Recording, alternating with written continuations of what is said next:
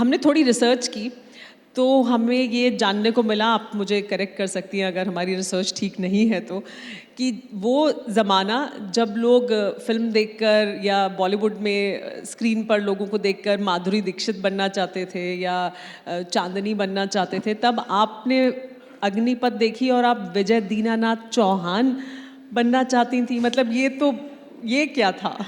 मुझे लगता है कि मैंने ज़िंदगी जो देखी है उसमें मुझे पता था कि मुझे एक महिला के नाते आकर्षण का शारीरिक रूप से केंद्र बिंदु नहीं बनना। इंटेलेक्चुअल केंद्र बिंदु बन जाऊं तो ठीक है। और मैं इसलिए इस बात को ज़्यादा महत्व देती हूँ क्योंकि मैंने देखा था अपने पूरे जीवन में कि एक पूरी जेनरेशन थी महिलाओं की जो जानबूझकर सजती संवरती नहीं थी, जो वर्किंग वुमेन थी। उनका लिपस्टिक बहुत ही पेल होता है, लगाती ही नहीं थी कि जितना अपने आप को वो बैकग्राउंड में ढाल सके, फर्नीचर का पीस बन सके, उतना वो कोशिश करती थी ताकि सिर्फ एक नौकरी रख सके, ताकि सिर्फ एक आज़ाद अर्थव्यवस्था की हिस्सा बन सके। और मुझे ये पता था कि अगर मैं, और विशेषतः पॉलिटिक्स में अगर अपना योगदान देना चाहती हूँ, I didn't want to attract attention for my sexuality, for my physical appearance. और इसीलिए मैंने बहुत पहले ही निर्णय लिया था कि अगर मैं किसी पुरुष के साथ किसी गंभीर मुद्दे पे चर्चा करूं तो उसके दिमाग में मेरा क्या चित्रण आए। अबला हूँ ये चित्र बिल्कुल ना आए, अट्रैक्टिव हूँ ये चित्र बिल्कुल ना आए, कि मुद्दे पे बात करने आई है ये औरत, तो हम मुद्दे पर ही सब ध्यान आकृष्ट रखेंगे अपना। तो ये कॉन्शियस चॉइस थी मेरी, और उसके लिए आपको कॉन्शियसली इतना लंबा अपना जीवन उस डिसिप्लिन में जीना पड़ता है। क्योंकि यहाँ पर कई औरतें हैं जो शायद इस बात से संबद्ध होंगी या इस बात को स्वीकार करेंगी। बड़ा आसान हो जाता है अपने आप को दूसरों के हिसाब से ढाल लेना, मुस्कुराना थोड़ा एक्स्ट्रा, लेकिन मैं उस प्रकार की विधा के साथ जीना नहीं चाहती थी। तो ऐसा नहीं है कि मैं जब मिस इंडिया की फाइनलिस्ट थी उसके बाद मुझे कोई मौका नहीं मिला, मैं रैंप की मॉडल बन सकती थी, उस वक्त बहुत पैसे थे उसमें, मैंने वो स्वीकार नहीं किया। ऐसा नहीं है कि मैं फिल्मों में नाच गा नहीं सकती थी, मैंने उस विधा को स्वीकार नहीं किया।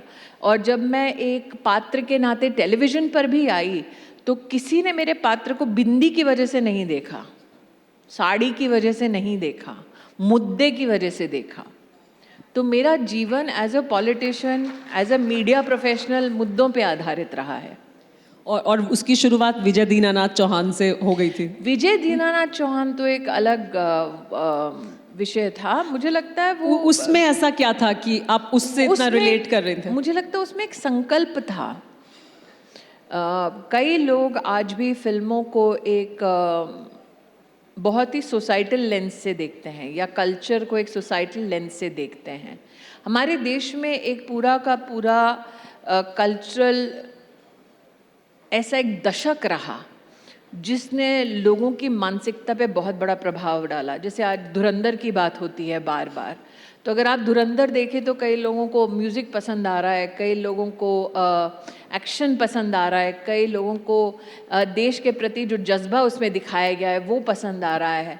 मैं एक व्यक्ति को देखती हूँ जो 2.5-3 साल से कुछ लिख रहा है, और वो इंसान जो एक साधारण बैकग्राउंड से है, कश्मीरी पंडित परिवार से है, वो अपनी व्यथा को एक दुर्लभ और दुर्बल उस व्यवस्था में प्रस्तुत नहीं कर रहा, जोशो खरोश से अपने आप को, अपने क्राफ्ट को प्रस्तुत कर रहा है। वो साधारण व्यक्ति अब एक एस्पिरेशन बन गया है। मैं राकेश बेदी जैसे एक एक्टर को देखती हूँ जो मतलब तब से हैं क्राफ्ट में, जब हम क्राफ्ट में पैदा भी नहीं हुए थे, हमने पैर भी नहीं रखा था, जो एक कॉमिक पार्ट हुआ करते थे कई प्रोजेक्ट्स का, आज वो उसके केंद्र बिंदु में है। मैं एक ऐसे एक्टर को देखती हूँ जो 26/11, मैंने जो सार्वजनिक उनका सुना है, 26/11 में वो खुद आतंकी हमलों के बीच से अपने आप को बचा कर अपने घर की ओर रवाना हुए। वो व्यक्ति आज एक पात्र निभा रहा है। तो मैं वो पात्र क्या कहता है समाज में, उसको ज़्यादा महत्व दे रही थी। तो उस वक्त मेरे लिए विजय दीनानाथ चौहान कौन था? जिसके माँ बाप के पास घर नहीं था। तो मेरी इच्छा थी कि मेरे माँ बाप ने गरीबी देखी है, एक दिन उनके सर पे छत हो। मेरी माँ ने मुझसे कहा था कि मुझे मरना है तो अपनी छत के नीचे मरना है। मैं हर 11 महीने अपना बोरिया बिस्तर बांधती हूँ। मैं क्योंकि रेंटल पे रहती हूँ, किराए के मकान में रहती हूँ, तो मैंने अपनी माँ से पूछा था उनकी इच्छा क्या है। उन्होंने कहा मुझे मरना है तो अपने घर में मरना है। तो हम जीवन में चाहे कुछ भी कमा लें, अगर अपने माँ बाप की ख्वाहिश को पूरी नहीं कर पाए तो फिर क्या फ़ायदा ऐसे जीवन का। तो मैंने अपनी माँ के लिए घर लिया और मेरी माँ ने जब उस घर में कदम रखा, उसके हाथ में चाबी दी। मैंने कहा ऐसा नहीं कि तुम्हारा दामाद आएगा, तुम्हारी बेटी आएगी और उनकी शर्तों पे तुम्हें जीना है।